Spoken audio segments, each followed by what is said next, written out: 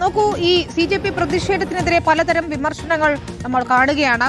ബർഗറും പിസയും ഒക്കെ തിന്നാൻ വന്നവരെന്നാണ് RSSന്റെ മുഖപത്രമായ ഓർഗനൈസർ വിമർശിച്ചത്. ഏതായാലും ഈ പ്രതിഷേധം നടത്തിയവരെ വെടിവെച്ചു കൊല്ലണമെന്ന തരത്തിൽ വളരെ അധിക്ഷേപകരമായ അല്ലെങ്കിൽ അത്തരത്തിൽ ആക്രമണത്തിന് ആഹ്വാനം ചെയ്യുന്ന രീതിയിലുള്ള ഒരു പ്രസ്താവന വന്നിരുന്നു RSS പ്രചാരകൻ TG മോഹൻദാസിന്റേതായി.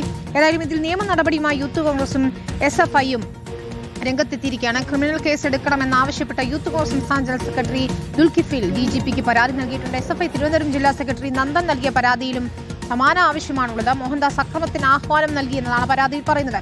സജോ ദേവസ്യാണ് ചെയ്യുന്നത്. സജോ, ഒരു പ്രതിഷേധത്തെ എതിർക്കാം, പക്ഷേ അവിടെയുള്ളവരെ, പ്രതിഷേധത്തിൽ പങ്കെടുത്തവരെ, പ്രത്യേകിച്ച് വിദ്യാർത്ഥികളെയൊക്കെ വെടിവെച്ചു കൊല്ലണമെന്ന് എങ്ങനെയാണ് പറയാൻ കഴിയുക?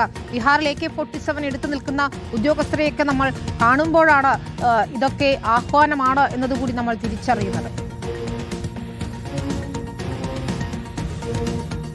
വിനീത, ഭയവും ഭീതിയും വിതയ്ക്കുക, അങ്ങനെ ആളുകളെ ഭയപ്പെടുത്തി അധികാരത്തിന് കീഴിൽ കൊണ്ടുവരിക എന്നത് ഫാസിസ്റ്റ് ശൈലിയും സ്വഭാവവുമാണ്. അക്കാദമിക്കലി പരിശോധിച്ചാൽ സമാന രൂപത്തിലുള്ള ആഹ്വാനം TG മോഹൻദാസിനെ പോലെയുള്ള ഒരാളുടെ ഭാഗത്തു നിന്നുണ്ടാകുന്നു എന്നതാണ് ജനാധിപത്യ ഇന്ത്യയിൽ ഭരണഘടന നിലനിൽക്കുന്ന രാജ്യത്ത് പൗരന്മാർക്കെതിരെ ഇത്തരം അതിക്രമങ്ങൾ നടത്തും എന്ന നിലയിലുള്ള ഇത്തരം പരസ്യ അഭിപ്രായ പ്രകടനങ്ങൾ ഏത് നിലയിലേക്ക് നമ്മുടെ സമൂഹത്തെ എത്തിക്കും എന്ന് പ്രത്യേകിച്ച് പറയേണ്ടതില്ല. ആ രൂപത്തിലുള്ള അധിക്ഷേപവും ഭീഷണിയും ഒക്കെ ഉൾപ്പെടുത്തിക്കൊണ്ടുള്ള പരാമർശങ്ങളാണ് അദ്ദേഹത്തിന്റെ ഭാഗത്തു നിന്ന് സമൂഹ മാധ്യമങ്ങൾ വഴി അദ്ദേഹം തന്നെ പുറത്തുവിട്ട ഈ പരാമർശങ്ങളിൽ ഉള്ളത്. അതിൽ തന്നെ പറയുന്നു, ജന്തർ മന്ദറിൽ ഈ പ്രക്ഷോഭത്തെ നേരിടാൻ അങ്ങോട്ട് കർഫ്യൂ പ്രഖ്യാപിച്ച് വെടിവെച്ച് കൊല്ലുകയാണ് വേണ്ടത്. കുറെ പേർ കൊല്ലപ്പെടും, കുറെ പേർക്ക് പരിക്ക് പറ്റും, അങ്ങനെ 4 മണിക്കൂർ കൊണ്ട് വൃത്തിയായി പണി തീർക്കാം എന്ന് തുടങ്ങിയുള്ള പരാമർശങ്ങളാണ്. അതുകൂടാതെ സ്ത്രീത്വത്തെ അധിക്ഷേപിക്കും വിധം ബലാത്സംഗത്തെ ഇഷ്ടപ്പെടുന്നവരാണ് അതിൽ പങ്കെടുത്ത പലരും എന്ന മട്ടിലുള്ള പരാമർശങ്ങളൊക്കെയാണ് അദ്ദേഹത്തിന്റെ ഭാഗത്തു നിന്ന് ഉണ്ടായത്.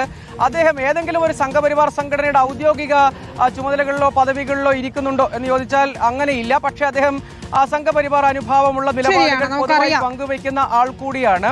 അദ്ദേഹത്തിനെതിരെ ഏതായാലും കേസെടുക്കണമെന്ന് ആവശ്യപ്പെട്ടുകൊണ്ട് ഇപ്പോൾ വിവിധ വിദ്യാർത്ഥി യുവജന സംഘടനകൾ DGPക്കടക്കം പരാതി നൽകുകയും ചെയ്തിട്ടുണ്ട്. അതാണ്, അക്രമത്തിന് ആഹ്വാനം ചെയ്യുന്ന തരത്തിൽ അങ്ങേയറ്റം വിദ്വേഷകരമായ ഒരു പരാമർശമാണ് അവരിന്നത്. ഇതാദ്യമായല്ല TG മോഹൻദാസ് ഇത്തരം പരാമർശങ്ങൾ നടത്തുന്നത്. ഏതായാലും കേസെടുക്കുമോ? നമുക്ക് കാത്തിരുന്ന് കാണാം.